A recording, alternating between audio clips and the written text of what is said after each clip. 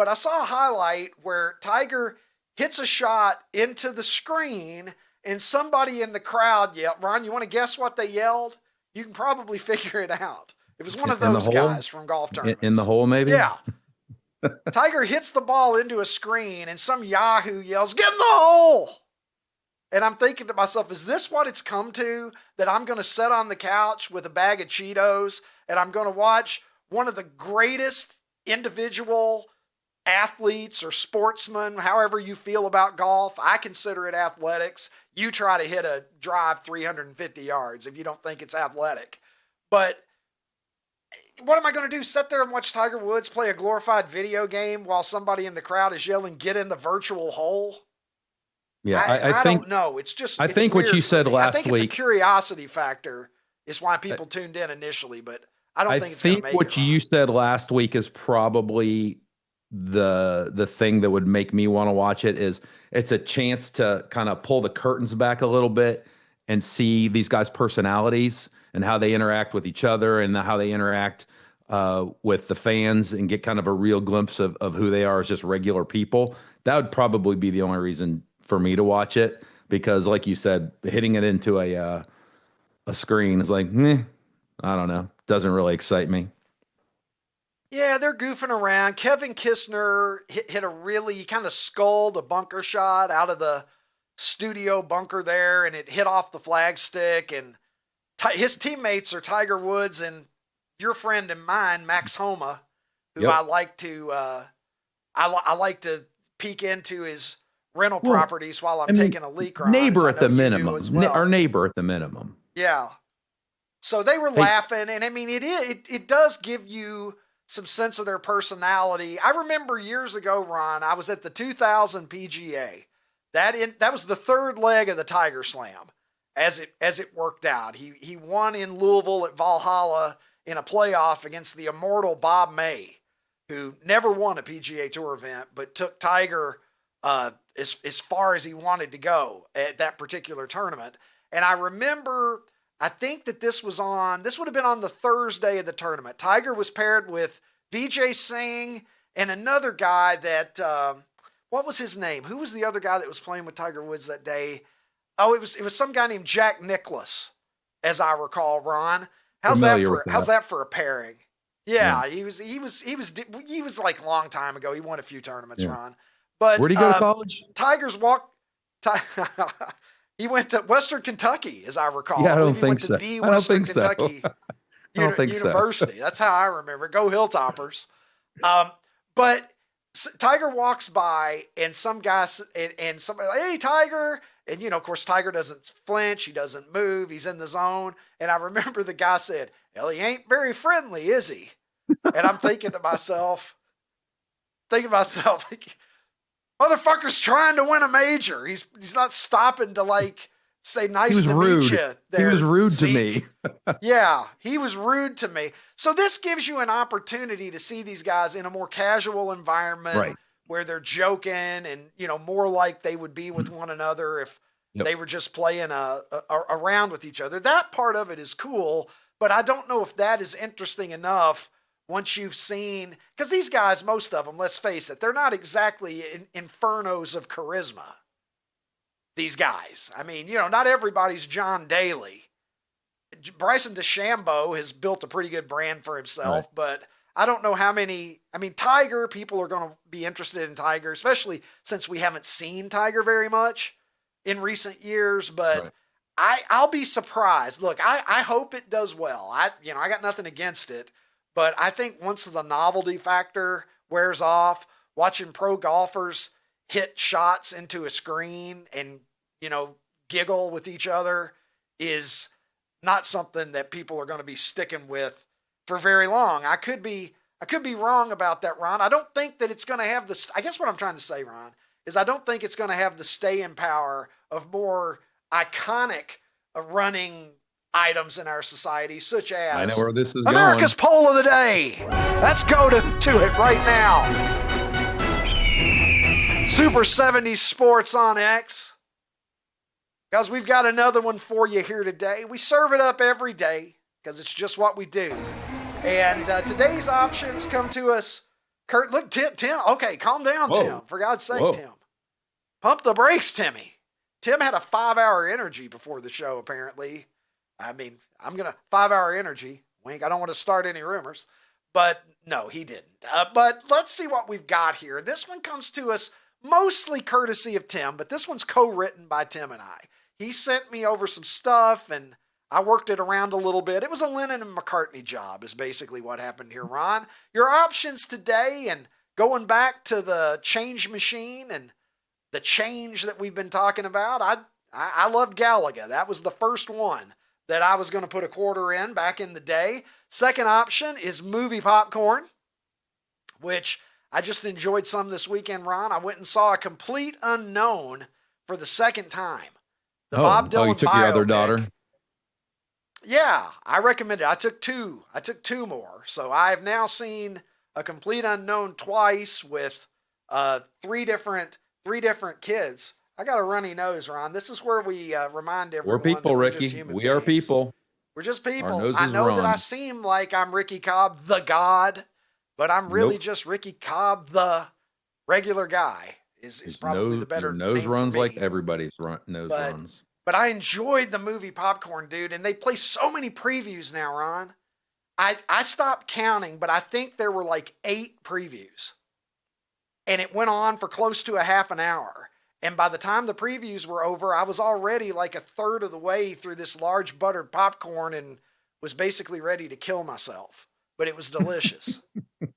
Movie popcorn is one of those things that is super delicious until you hit that point where like one bite more with the butter, because I fill it up with that nasty, they call it butter topping, or they call it It's butter oil. flavored topping. Oil. Yeah, it's Yeah. butter flavored oil. Butter Yeah. flavored topping. Yeah, that's what they call it. I'm You do sure the I straw clogged trick? every artery. You do the straw I trick? did not attempt the straw trick. I know the straw trick, but I didn't do it. I just put so much on there that it just, gravity took it all to the bottom. I'm sure I overdid it, but I don't go to the movies that often. Third option is Daisy Duke, who is, one of the best aspects. Probably the best argument in favor of inbreeding that has ever been produced in Hazard County. That family tree there, the Duke family tree, was like a telephone pole. A fireman could have gone down it, but somehow or another, she turned out just perfect, didn't she? And then lastly, Staying Alive, the Bee Gees classic from the 1977 hit movie Saturday Night Fever, Ron. So those are your options. Take me through it as only you can, sir. All right, don't crap on me because of my response to Galaga. Like I don't even remember playing it, so there's that. Movie popcorn, Ricky. Hang on a minute. No, stop. I'm not going to crap on you. But how did you have never played Galaga? Is that what you're telling me? So it came out in 1981, and so that would have put me as a sophomore in high school. I don't really. I remember going to the arcade sometimes, but I don't specifically. I remember playing Pac-Man. I remember playing Space Invaders. I remember playing Frogger. I just do not remember playing Galaga, and maybe I did. I just don't remember. Dude, we got to get you to play. Well, next time I'm in Chicago, I'll at come to your some house and I'll point. play. Yes. You just need to play it once or twice just to check that box. I needed to go to Augusta National. You need to play a couple of games of Galaga. They're the same. They're the same. Yeah, can we call that an even trade, Ron? Yeah, absolutely. Yeah. Yeah, I think it's fair. All right. Well, you got to experience Galaga. Yes, it's an important part of being over 50 years old and, having some cultural literacy, Ronnie. So movie popcorn is so freaking good that I believe this is the second time it's made it into one of our polls, and I think it won. And so I'm not mad about it. I love movie popcorn so much. Daisy Duke, dude, the fact that there is still a clothing item named after her, that's pretty impressive. Like, that stretches across generations and it's still a thing, and it will probably be a thing forever. So that is wildly important. Staying Alive. This is true. Yeah, Staying Alive. I love the song. I'm gonna go like I'm going movie popcorn because I love movie popcorn. And unlike you, Ricky, I try to go to theaters that have the bottomless popcorn, and that way I don't have to get frustrated in the at the end of the previews. Dude, I can just get more popcorn. I didn't even make it through mine. Like I felt like I wanted to throw up. Like, oh really? Getting like halfway through it. You think it's the salt though? I just felt like I was going to go into a butter coma. Well, no, but doesn't sometimes too much salt makes you feel sick? Well, I've basically treated my life like salt was part of the food pyramid. Oh, so me I don't too, know. Dude. I'm probably immune to the effects of salt by this point in time. So, anyways, I'm going to go movie popcorn. If you're going back and refilling one of those industrial tubs, man, that's powerful. But it's going to be me and Lori or me, Lori and Tyler at the same time. So we're kind of sharing it. So it's not just it's just not me. Yeah. Well, my 16-year-old was very clear that she wanted her own bucket. Oh, so you guys you have multiple bucket money now, don't you, for popcorn? Well, you just don't have to do that. You know, dude. You know what we did? Yes, I mean, I hate to flex like that, but hey, when I was a kid, my mom popped the popcorn at home, put it in a plastic bag, put it in her purse. And that's how we ate popcorn at the movie theater. So, well, bro, Tim, we're going to go to the results here in just a second. Tim's probably wondering when I'm going to get there. But initially, Tim had Jiffy Pop, and I went to movie popcorn. I'll just give you. I'll take you behind the scenes real quickly on this poll. And I accidentally saw the results this morning. 9 times out of 10, I don't know what it is. But, it is on Super 70s, and I am tweeting things, and I accidentally saw it this morning. But Tim had Asteroids, Jiffy Pop, Daisy Duke, and Fat Bottom Girls by Queen. Okay? I thought Daisy Duke is going to be a problem. Like, I know my audience. It's a horny group of people. Yep. Catherine Bach made quite an impression on them. Yep. She's iconic from that era. I'm like, Daisy Duke is like a real problem here. Okay? Mm-hmm. This is a juggernaut. So how do I slow it down? I thought, okay, Galaga is probably the most beloved video game of that era. So let's upgrade Asteroids to Galaga.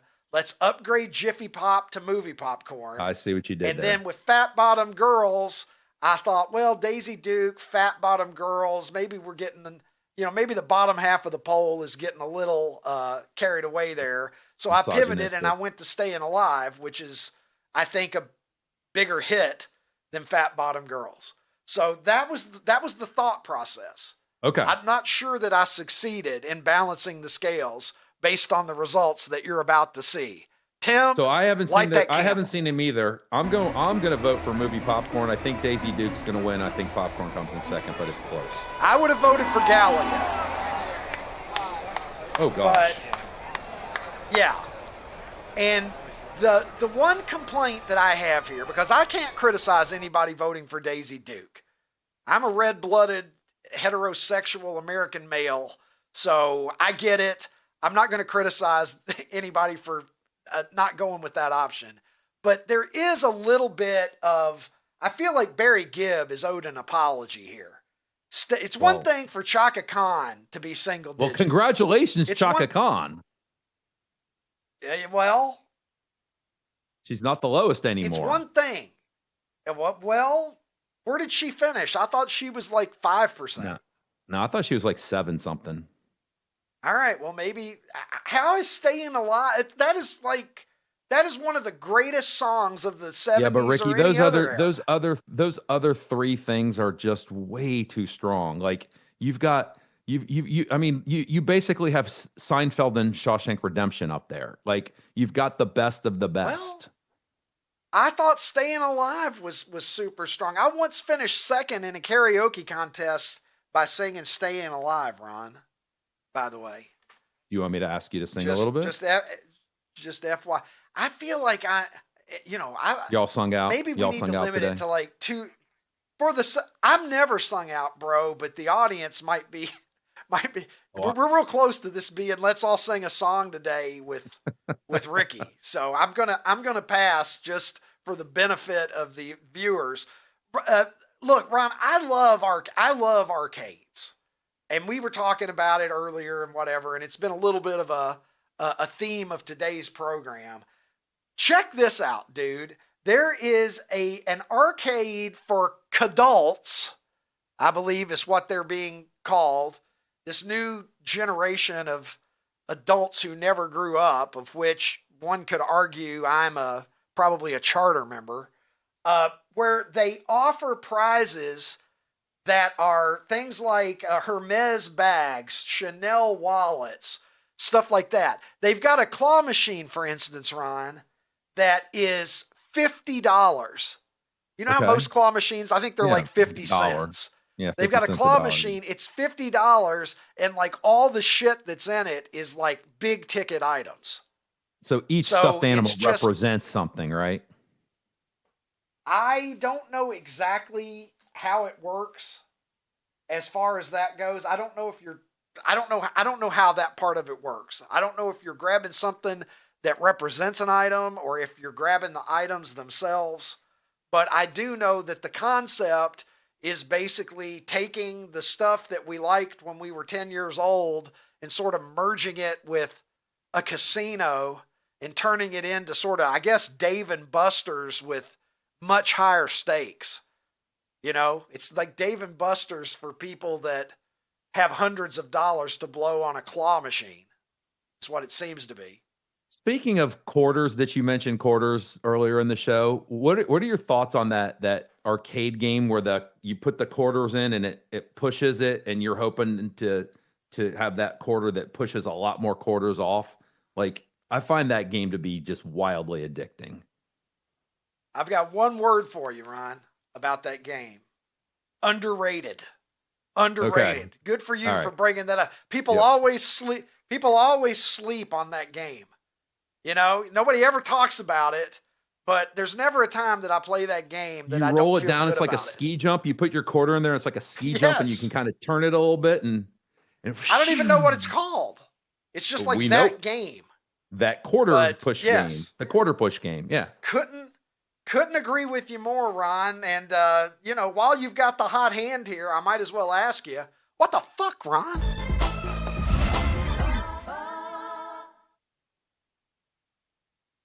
This one is a truly what the fuck. I saw it, and my Tyler sent it to me. That's how I found it, and I just responded, WTF. I'm not really going to talk a whole lot about this, Ricky. I'm just going to tell you it's in Humboldt Park, which is a neighborhood in Chicago. Just roll it. Like, this is crazy, Ricky. This is inside of an Aldi in Humboldt Park.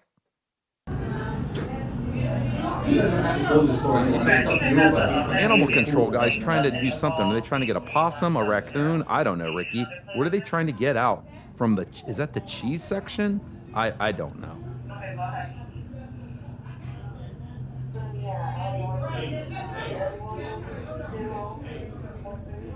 An alligator, Ricky? What is that? Oh my God, Ricky, it's a coyote.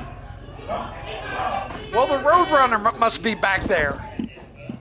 It's the only explanation I have. Was the Roadrunner behind there's a coyote. Cottage cheese? There was a coyote in an Aldi, Ricky. That is crazy. You know, one minute you're buying butter, and the next minute it's like, Dingo got my baby. I don't. It's good to know here in Chicago that we've got coyotes lurking. That's almost like one of those videos where like they pull a snake out of some weird place in your house. Yeah. Wile E. Coyote was my favorite. Wile E. Coyote was probably my favorite Looney Tunes character. And you have to appreciate that Wile E. Coyote took the extra time to get these nice business cards printed up. Don't you? Wile E. Coyote was a super genius. Is what he was. There was no other coyote that was buying products online to try to kill the Roadrunner. Dude just Love never me gave some up. Wile E. Coyote. What did they do with that coyote after that is what I want to know. I saw they took it to like a wildlife reserve. It's so what's going on right now is it's mating season, and so that's why you're seeing more coyotes kind of out in places you're not used to seeing them. So you might see a coyote in your suburb, Ricky. So be on the lookout. Hey, OutKick fans on YouTube, if you enjoyed this episode, hit the subscribe button and make your way over to OutKick.com where you can watch the full episode.